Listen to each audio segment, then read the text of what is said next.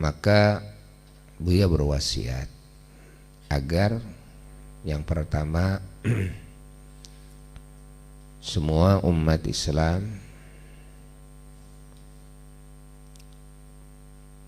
harus apik di dalam memilih guru, karena guru itu sangat berpengaruh kepada hati murid-muridnya. Kalau gurunya salah, muridnya bisa menjadi ahli kesalahan dan mencintai kesalahan. Ini berbahaya. Kalau gurunya baik, apalagi kalau gurunya sempurna, maka murid-muridnya akan berusaha menjadi orang yang sempurna seperti gurunya.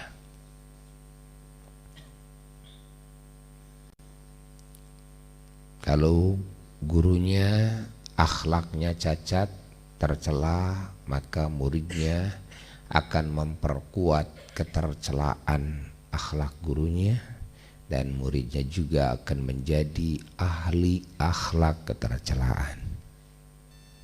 Ini berbahaya.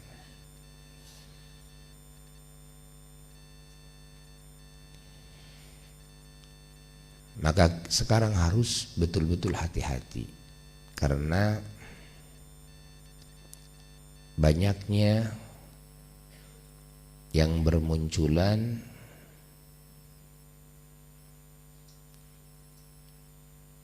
orang yang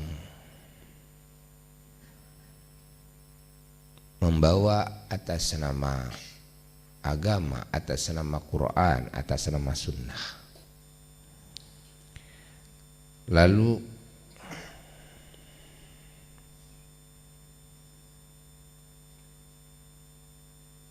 yang kedua,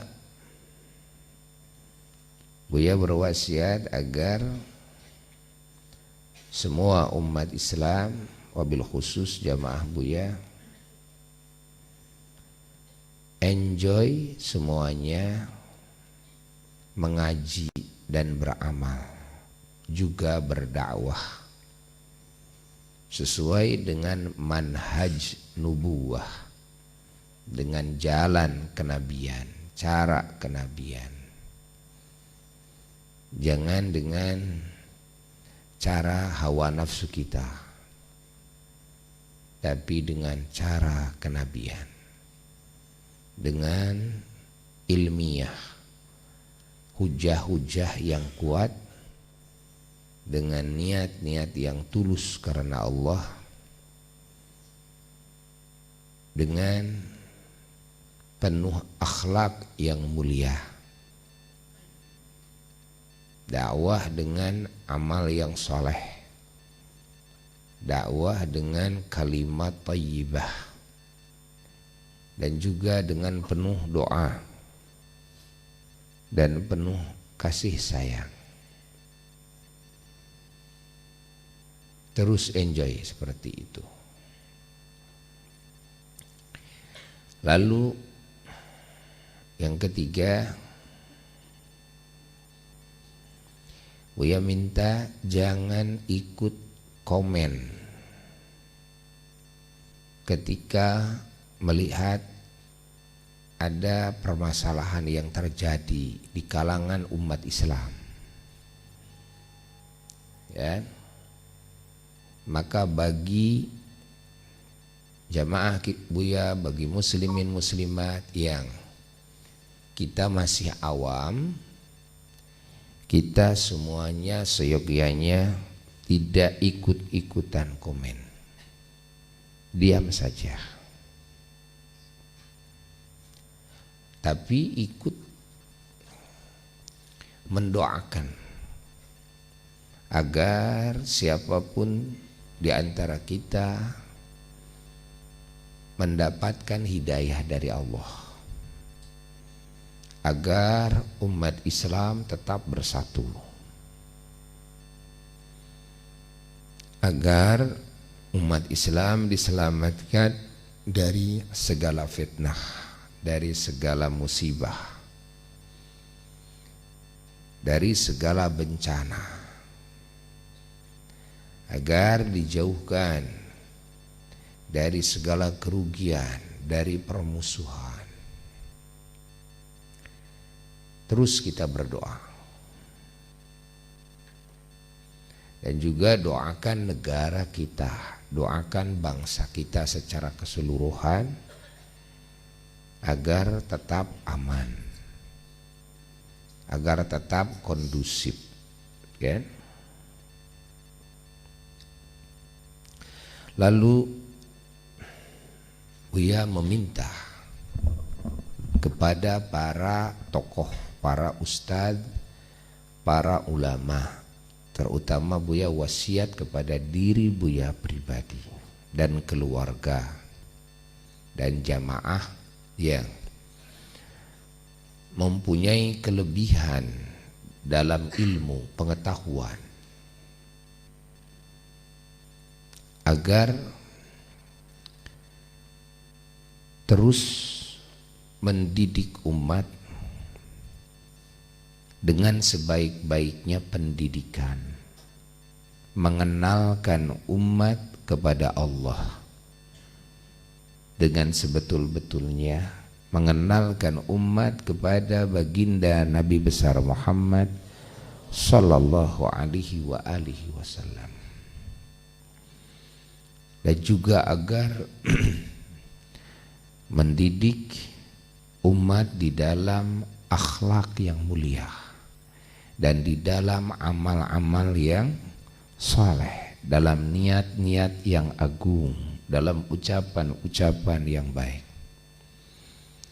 dan agar dicontohi umat itu oleh kita para ulamanya, oleh kita para ustadznya, dan kita agar sama-sama menjaga semua pemikiran kita, ucapan kita, perilaku kita, akhlak kita dari kesalahan,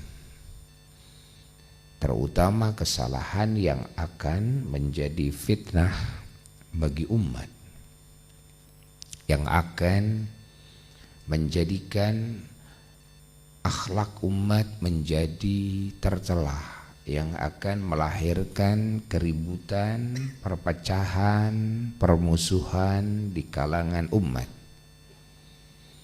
dan umumnya di kalangan bangsa kita yang kita cintai. Jadi kita harus hati-hati di dalam mengeluarkan fikrah, pemikiran. Kita harus membaca akibat daripada apa yang kita ucapkan, akibat daripada apa yang kita lakukan. Bagaimana akibatnya, efeknya di tengah-tengah umat Islam, efeknya di tengah-tengah bangsa yang kita cintai. Apakah nanti akan berefek baik atau berefek buruk? Berefek tenang atau berefek ribut, ya? Ini yang harus terus diperjuangkan oleh kita para tokoh, oleh kita para ulama, para ustadz, para muallimin.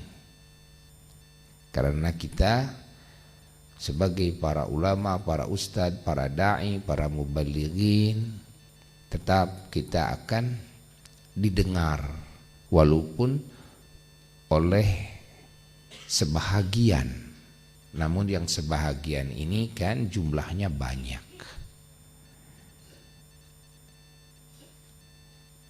Maka kita harus super hati-hati tentunya. Sebelum kita berbicara, berpikir dulu. Sebelum kita berbuat, berpikir dulu.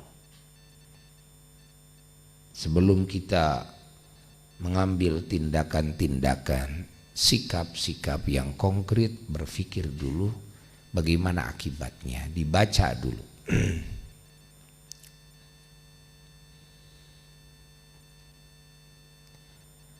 Allah, Allah, Allah, Allah. Allah, Allah, Allah.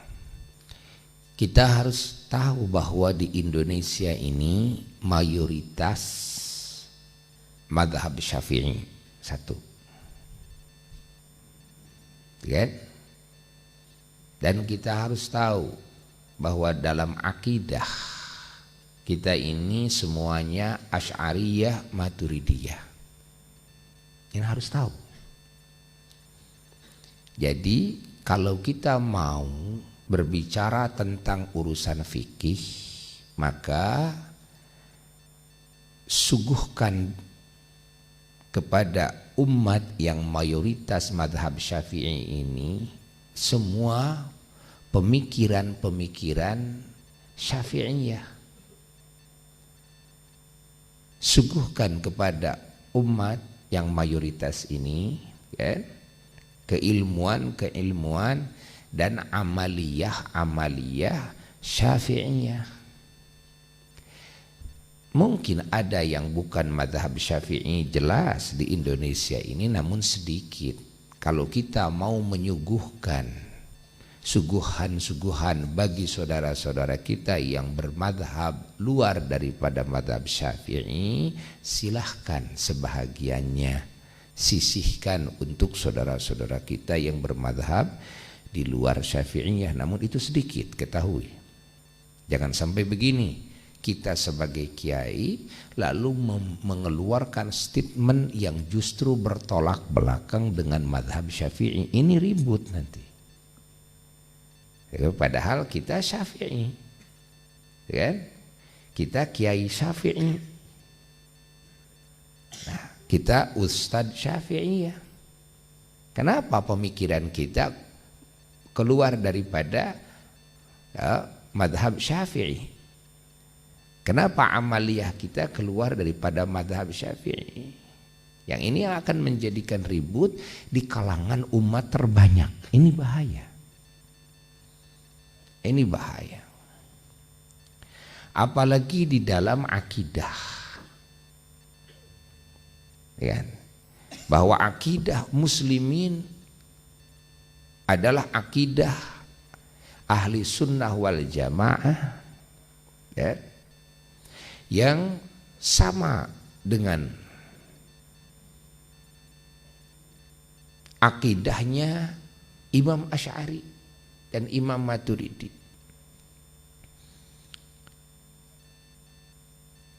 Maka jangan sampai terjadi di kalangan ulama yang notabene ahlu sunnah wal jamaah lalu ada pemikiran yang keluar yang berkaitan dengan akidah lalu melenceng daripada kesepakatan ahli sunnah wal jamaah, kan, dalam akidah-akidah Asy'ariyah, Maturidiyah. Ini akan berbahaya. Akan berbahaya.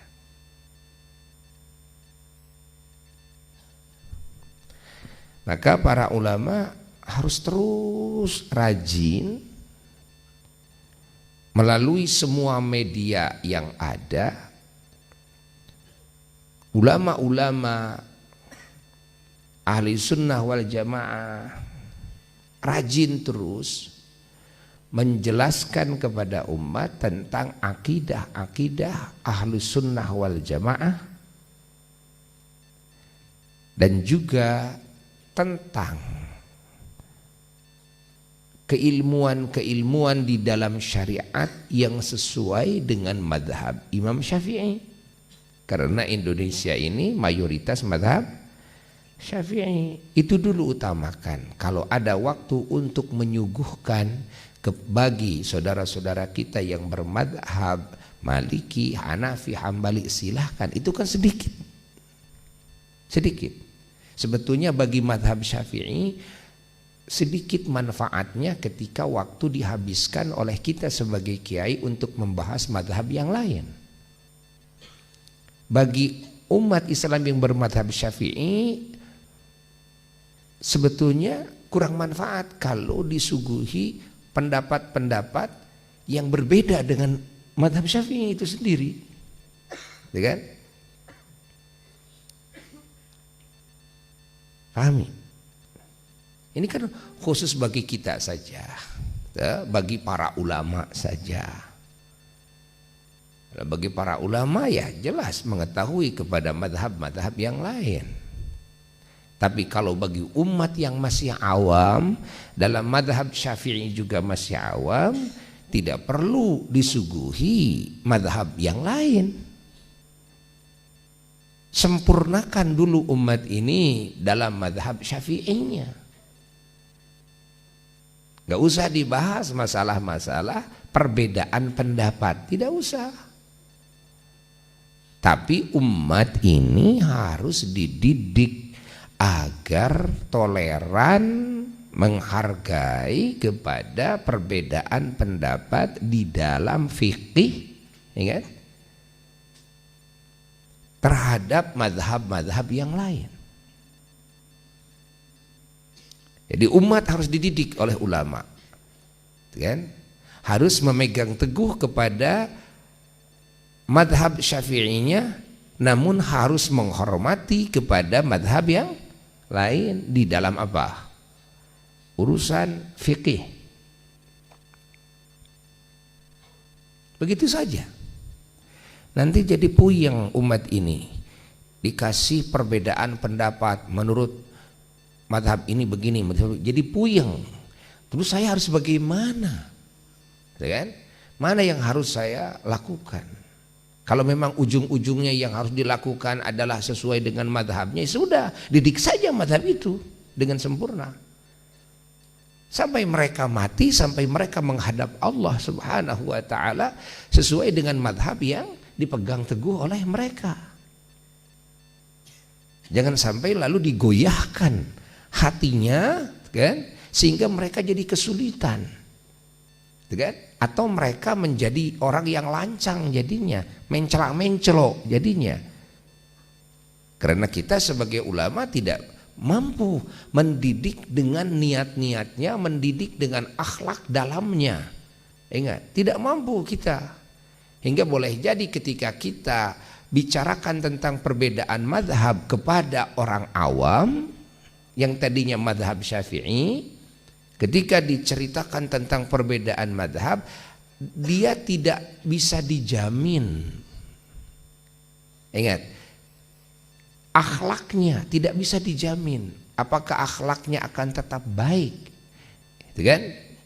Ataukah dia akan mengikuti hawa nafsunya, sehingga dia akan milih pendapat yang sesuai dengan hawa nafsunya nantinya. Masalah ini karena tidak sesuai dengan hawa nafsu, mencelok ke madhab ini. Masalah ini karena tidak sesuai dengan madhab, dengan hawa nafsunya, cari yang sesuai dengan hawa nafsu, mencolok lagi ke madhab yang lain, ya, jadi mencolok. Ya. Lalu pertanyaannya, apakah boleh kita di dalam ibadah mengikuti kepada mazhab yang lain setelah kita ada dalam mazhab Syafi'i? Umpamanya, siapapun yang ada dalam satu mazhab bisa saja pindah kepada mazhab yang lain, taklid kepada mazhab yang lain, namun tidak atas dasar mengikuti hawa nafsunya.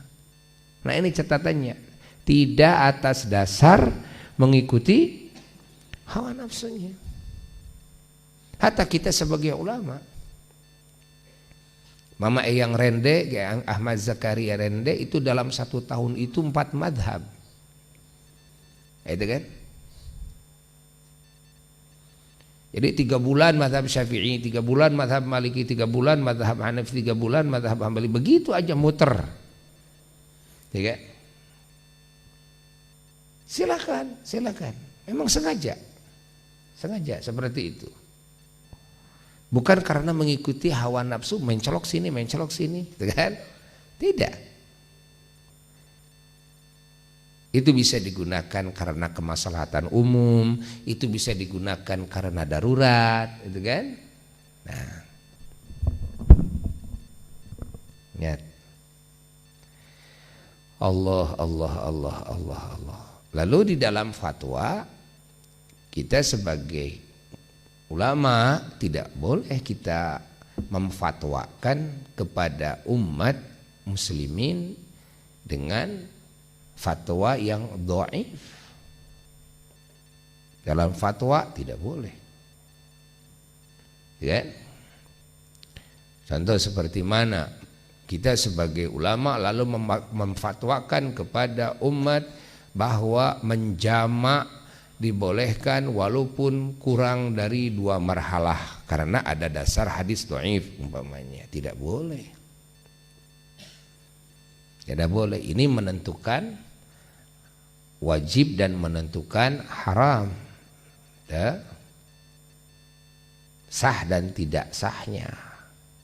Ini harus keterangannya harus sahih.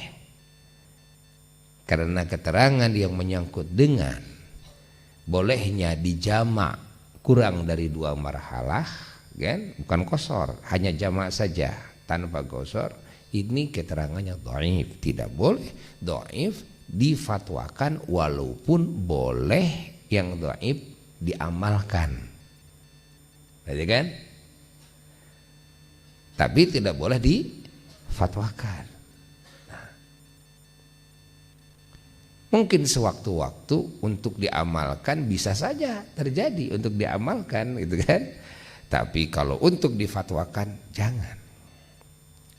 Maka bagi para mufti ahli fatwa tentunya akan menjaga betul apa yang difatwakan itu harus sesuai dengan keterangan-keterangan yang sahih,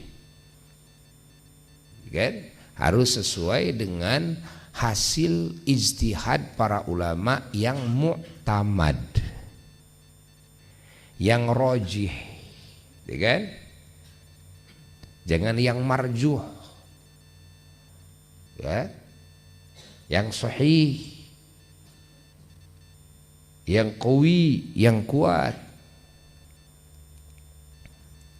Nah, tapi ketika kita menyikapi kejadian umpamanya ada saudara kita yang lain ternyata beda dalam amalannya dengan keterangan yang kuat, dia mengambil yang dhaif, kita jangan ingkar kepadanya.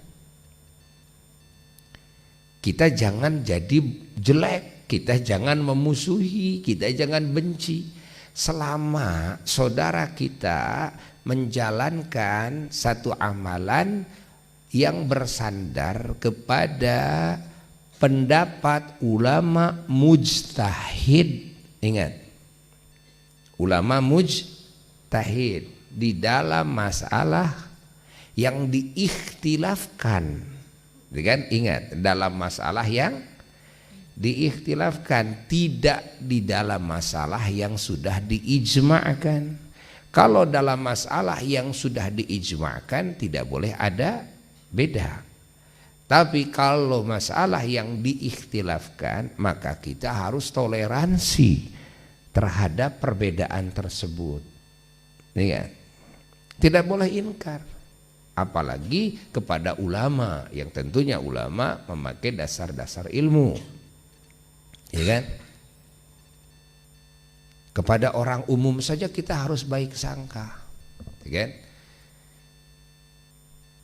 Oh, saya mah tidak tahu, tapi dia berbeda dengan apa yang saya ketahui, kan? Sudah, bagi orang awam diam, berbaik sangkalah. Serahkan urusan itu kepada para ulama.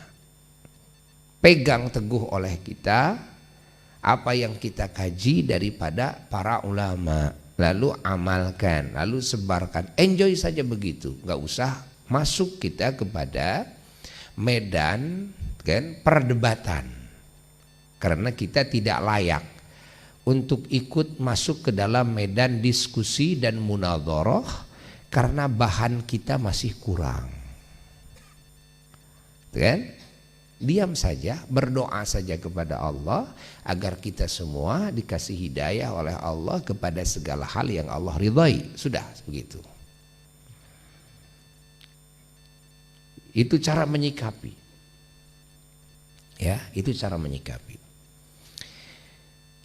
Nah, Buya berwasiat kepada diri Buya dan kepada semua para ulama, ahli ilmu, para ustadz, para dai, agar ketika menyikapi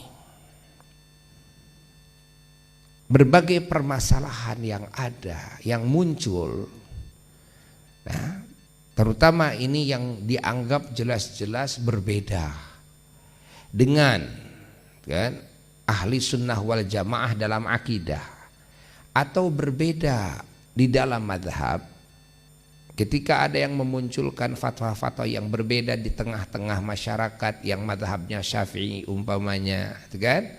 Maka menyikapi hal itu agar para ulama tetap menjaga akhlakul karimahnya, agar para ulama, para dai, para ustadz gitu meluruskannya dengan ilmu yang kuat, dengan dasar-dasar yang kuat, harus ilmiah, tidak boleh jadi darderdor, nggak boleh.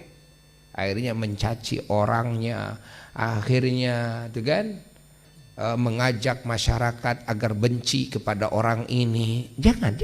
Tapi sebagai ulama itu sebagai dokter, itu kan harus bisa mengobati pasien. Ini orang lagi sakit nih, itu kan. Yang sakit jangan dicaci dimaki, yang sakit itu kan? Tapi diobati. Semuanya harus diobati. Ketika muncul di media ada yang mengeluarkan statement, yang statement ini salah menurut kan ajaran agama, walaupun keluarnya dari seorang dai, keluarnya dari seorang kiai umpamanya, maka para ulama di dalam meluruskan permasalahan ini tentunya harus dengan akhlak, kan, harus dengan hujah-hujah yang akurat, kan? Dan tetap masyarakat umat Islam didinginkan, masyarakat umat Islam tetap dididik supaya semuanya yang awam tidak usah komen, diam saja yang awam, biarkanlah ulama, yang komennya biar ulama, kan? Jangan ikut-ikutan komen. Yang awam mah semuanya enjoy saja mengaji, enjoy saja amal, kan? Kalau mau menyebarkan kan makalah-makalah hasil dari ngaji dari para ulama yang sudah jelas, ini disensor dulu, kan, sesuai, bukan hoax, kan, bukan hoax. Nah, baru sebarkan lagi oleh kita, kan? Belajar amar ma'ruf nahi munkar, belajar wasiat kepada kebaikan, nasihat kepada kebaikan kepada yang lain.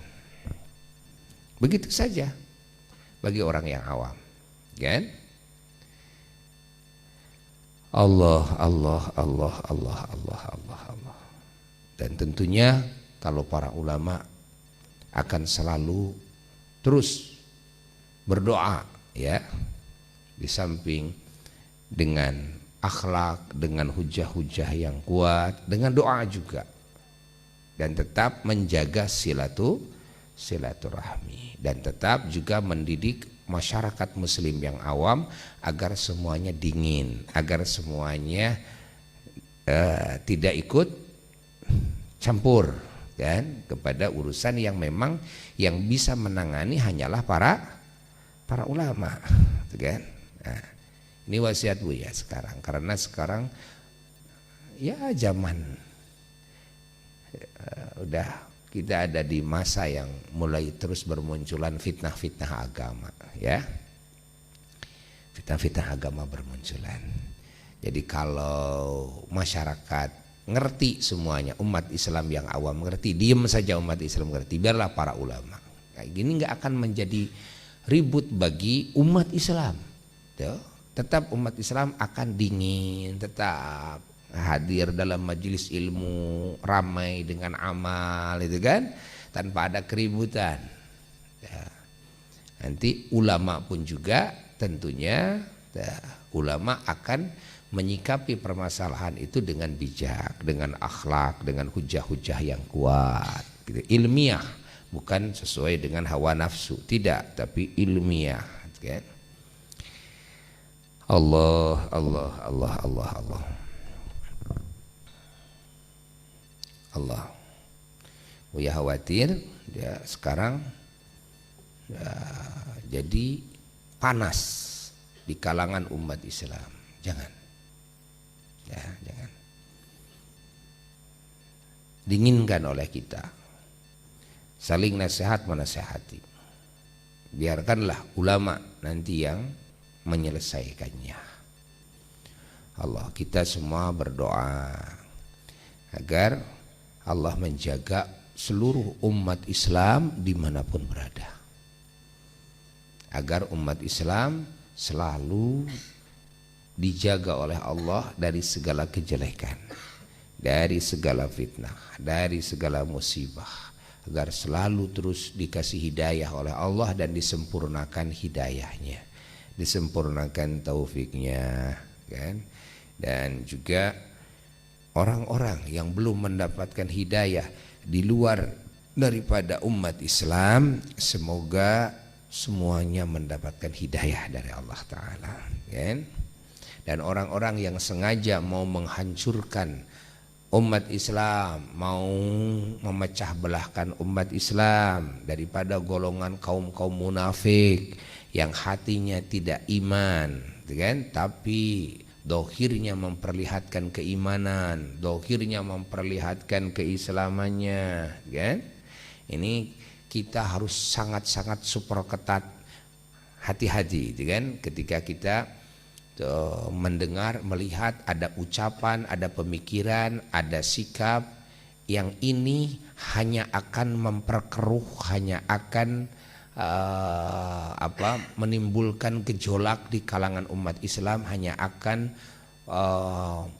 memecah belahkan umat Islam. Ini harus hati-hati melihat orang ini, gitu kan? Berdoa kepada Allah terus agar oleh Allah Subhanahu wa Ta'ala dikasih hidayah. Jika Allah tidak memberikan hidayah, agar disingkirkan oleh Allah jauh-jauh, kan? Jangan sampai ada di tengah-tengah muslimin, jangan sampai ada di tengah-tengah umat Islam, terutama yang mengaku sebagai ustadz, sebagai dai dan sebagainya. Semoga oleh Allah Subhanahu wa Ta'ala disingkirkan yang gitu-gituan semuanya, ya. Nah, sekarang karena sering terjadi, bahkan di Indonesia sering terjadi, memang tujuannya akan menghancurkan, tujuannya akan mengacaukan, tujuannya akan membuat kegaduhan, tujuannya akan membuat keributan, itu kan? Ini orang nggak bisa dinasehati, kan?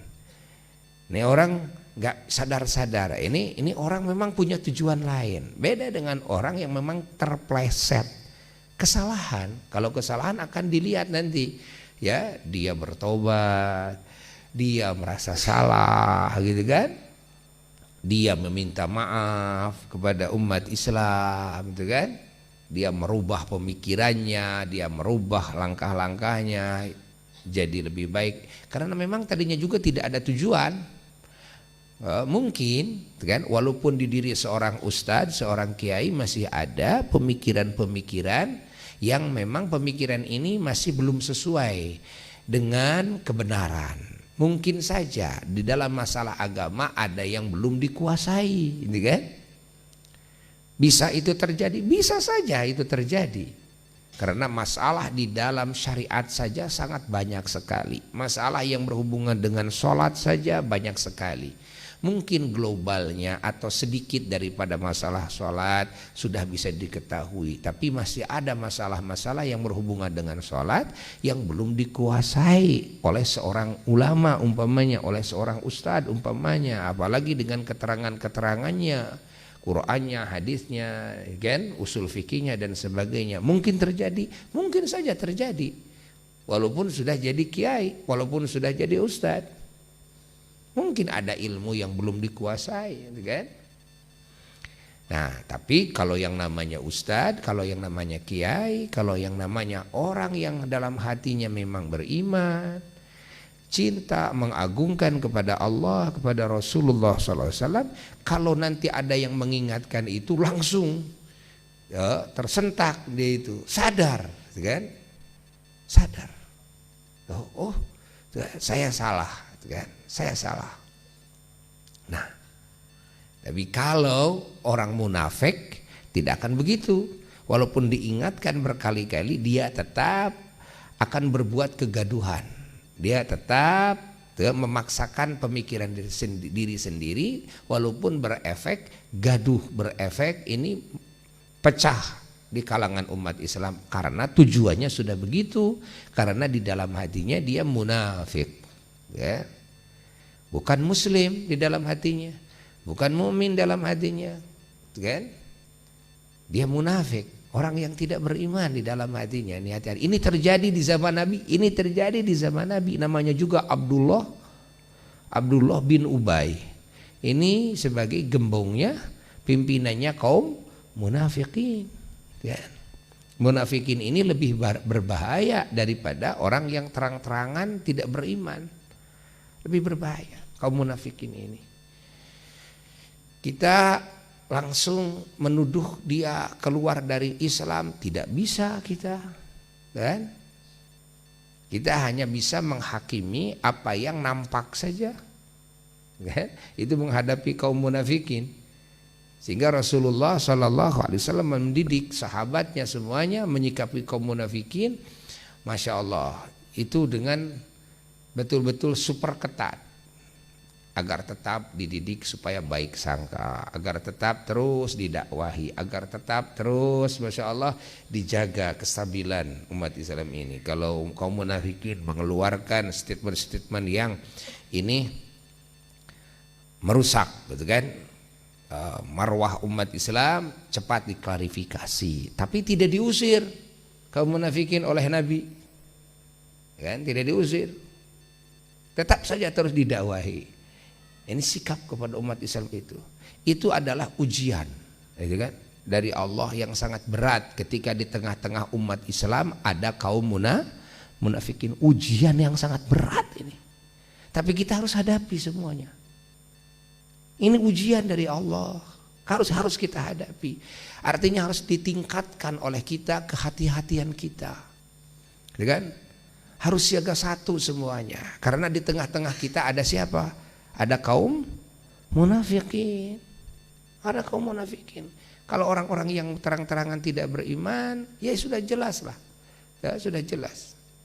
Ya, tapi kalau memang bajunya baju umat Islam, dia mengucapkan 2 kalimat syahadat, dia sholat, ya seperti kaum munafikin di Madinah dulu lah. Sholat di belakang Nabi, biasa baca Quran, biasa. Namun di dalam hatinya ya, sebetulnya tidak beriman, hanya menjaga dirinya saja, keluarganya saja daripada hukum-hukum yang akan menimpa mereka kalau mereka ketahuan bukan sebagai muslim. Nah, menjaga hartanya, menjaga darahnya, menjaga kehormatannya dengan memperlihatkan keislamannya seolah dia muslim. Nah, dan hati-hati, karena statement kaum munafikin itu akan selalu menghancurkan kan marwahnya umat Islam, akan selalu berupaya memecah belahkan umat Islam. Ini dari dulu, dari zaman Rasulullah Sallallahu Alaihi Wasallam. Nah, kan sekarang sudah dekat masanya kepada masa Dajjal. Puncaknya fitnah agama itu kan Dajjal. Jadi kan Dajjal itu kan sebelum datang Dajjal akan banyak dajajilah, ya ini Dajjal. Dan yang berbahaya, yang malah Nabi sudah memberikan isyarat akan adanya orang-orang yang lebih ditakutkan daripada Dajjal. kan? Lebih merusak daripada Dajjal, gitu kan? Yaitu orang-orang yang dia dohirnya memiliki ilmu agama, hafal Quran, hadis, bisa ceramah, gitu kan? Bisa juga disebut ustadz, dai, mubaligh, kiai dan sebagainya. Namun dia adalah ulama su, kan? Pemikiran-pemikirannya ini tuh bukan membangun akhlakul karimah di umat, bukan membangun kesempurnaan iman Islam, ihsan di umat, bukan membangun kesempurnaan dalam cinta dan ta'zim di hati umat kepada Allah dan kepada Rasulullah sallallahu alaihi wasallam. Tapi ulama su ini malah sebaliknya, kan? Mengendorkan keimanan umat kepada Allah dan Rasul. Ayat nanti dibikin bahan guyonan, hukum dibikin bahan guyonan, urusan Allah dan Rasul dibikin bahan guyonan, surga neraka dibikin bahan guyonan. Jadi guyonan, sehingga hati umat ini tidak bisa serius kepada Allah, tidak bisa serius kepada Rasulullah sallallahu alaihi wasallam, tidak bisa serius menyikapi akhirat ini. Kenapa? Karena memang dididik guyonan saja. Jadi hanya main-main. Akhirnya orang ngaji itu ingin ngaji kepada kiai yang rame nantinya. Kenapa? Karena memang sudah terbiasa, itu kan? Ingat, ayat Quran dibikin guyonan, gitu kan? Gak bisa serius, gak bisa. Akhirnya orang datang mau ngaji, mau cari hidayah apa mau rame nih, gitu kan? Ingin tahu Allah betul, ingin tahu Rasul betul, kan? Ingin tahu jalan selamat sampai akhirat ini betul, ingin bertemu dengan Allah atau ingin terhibur dengan guyon-guyonnya. Nah, ini di zaman kita, ini fitnah agama ini. Bukan main-main, ini berat, ini fitnah agama ini. Ya, fitnah agama. Na'udzubillah min dzalik, tsumma na'udzubillah, tsumma na'udzubillah. Ini yang lebih dikhawatirkan oleh Nabi adalah orang-orang yang memiliki ilmu agama, gitu kan? Dan dia sudah disebut mubaligh, dai, tokoh, kiai dan sebagainya. Nah, namun dia tidak membawa umat kepada Allah dan Rasul, kan? Tidak mendidik umat untuk sempurna keyakinannya, keimanannya, kecintaannya dan pengagungannya, ketaatannya kepada Allah dan Rasulullah sallallahu alaihi wasallam. Ini sebaliknya, malah sebaliknya.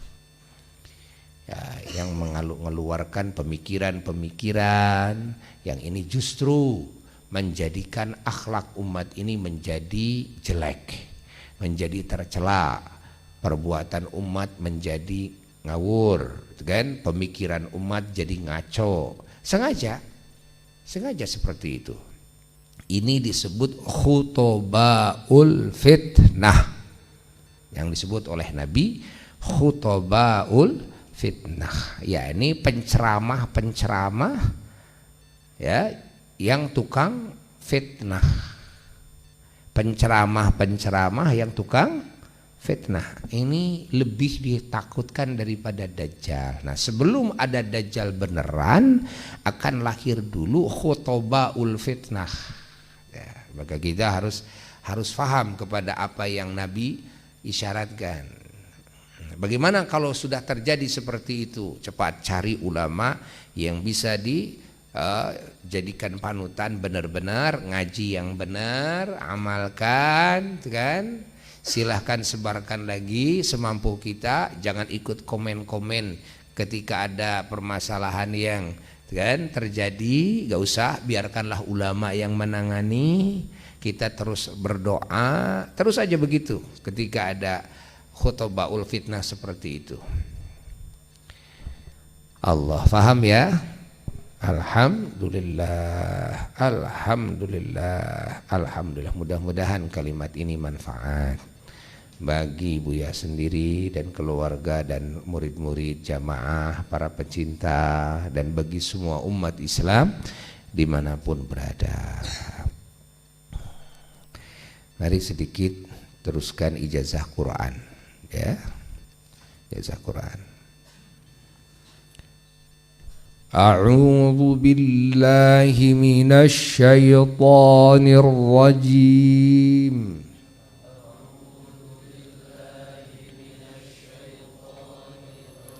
Bismillahirrahmanirrahim.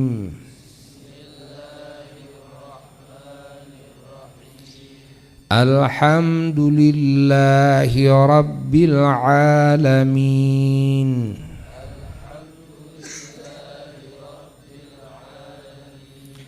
Ar-Rahmanir-Rahim. Maliki yaumiddin. Iyyaka na'budu wa iyyaka nasta'in.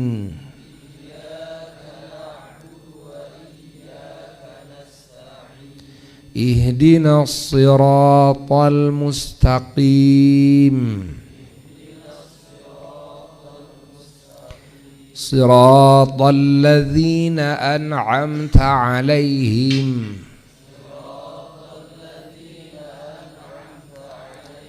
ghairil maghdubi 'alaihim waladdallin.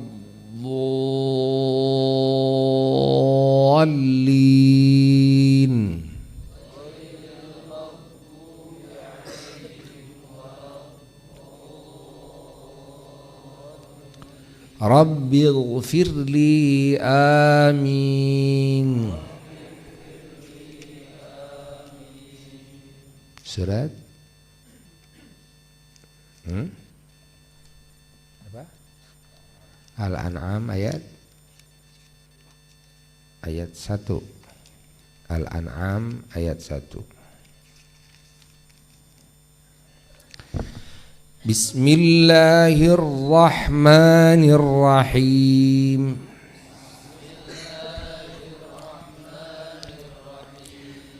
Alhamdulillahilladzi khalaqas samawati wal arda wa ja'ala adh-dhulumati wan nur.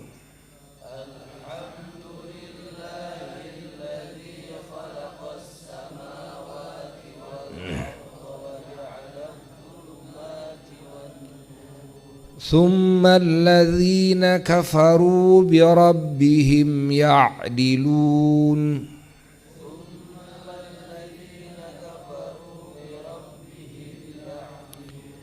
هو الذي خلقكم من طين ثم قضى أجلا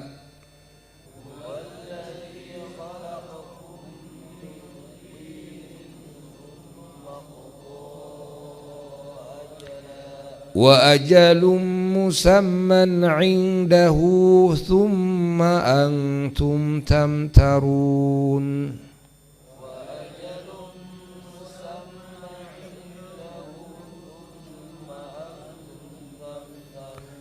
وهو الله في السماوات وفي الأرض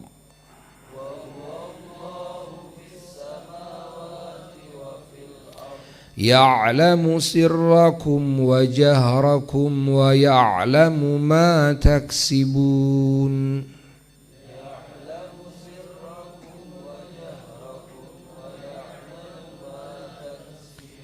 وما تأتيهم من آية من آيات ربهم إلا كانوا عنها معرضين.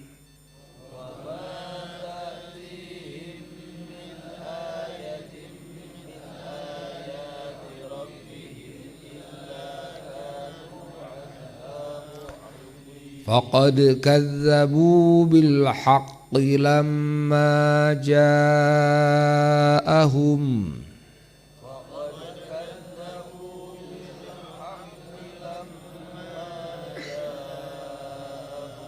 فسوف يأتيهم أنباء ما كانوا به يستهزئون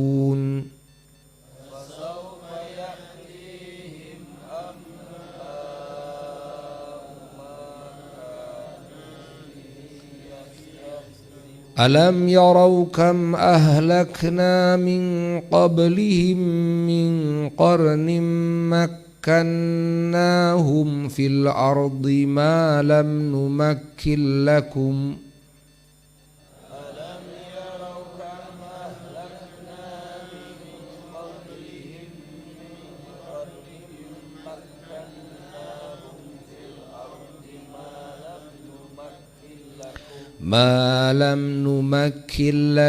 وأرسلنا السماء عليهم مدرارا وجعلنا الأنهار تجري من تحتهم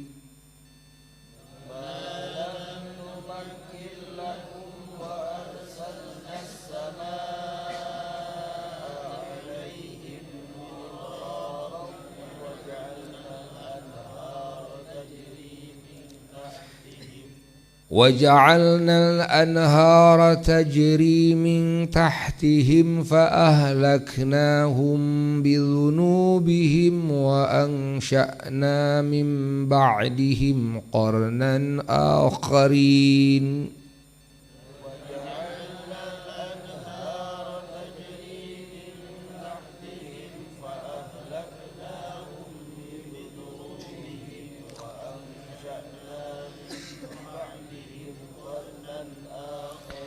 ولو نزلنا عليك كتابا في قرطاس فلمسوه بأيديهم لقال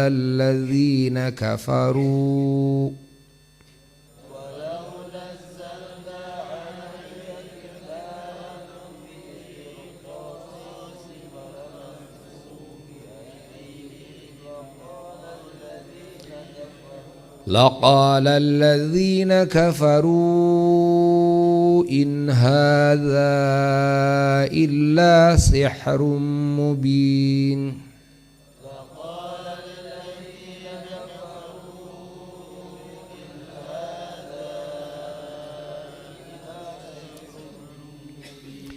وقالوا لولا أنزل عليه ملك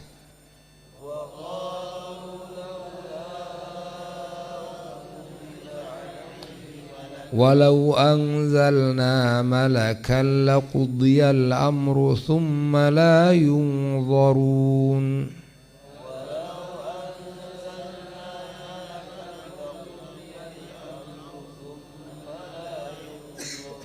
ولو جعلناه ملكا لجعلناه رجلا وللبسنا عليهم ما يلبسون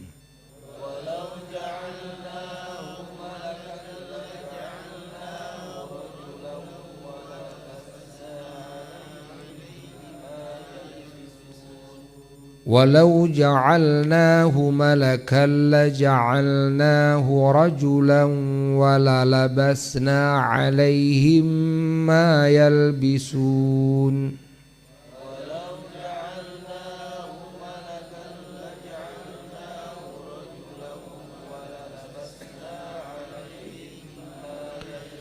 ولقد استهزئ برسل من قبلك فحاق بالذين سخروا منهم ما كانوا به يستهزئون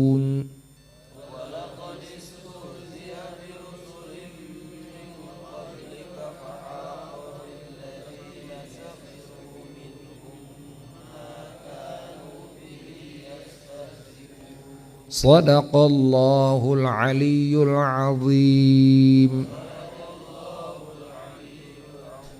وبلغ رسوله الحبيب الكريم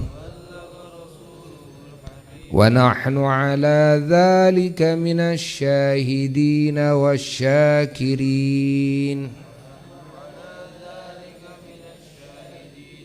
walhamdulillahi rabbil alamin.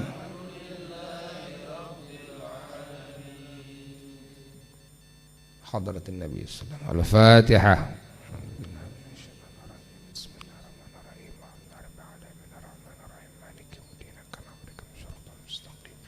Shiratal ladzina an'amta 'alaihim ghairil maghdubi 'alaihim.